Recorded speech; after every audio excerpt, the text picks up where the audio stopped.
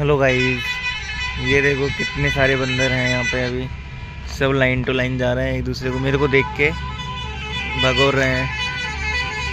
ये छोटे छोटे बच्चे इनके पास। अभी मैं सुबह सुबह मॉर्निंग वॉक करने आया था, तो इतने सारे जो बंदर हैं ये देखो आप, वन लाइन में लाइन टू लाइन जा रहे हैं पूरे। ये देखो छोटे छोटे बच्चे हैं इनके साथ साथ।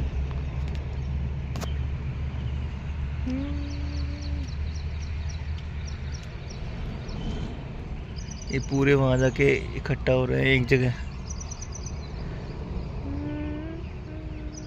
मेरे को देख रहे हैं कि ये क्या कर रहा है, देखते हुए जा रहे हैं अभी तो।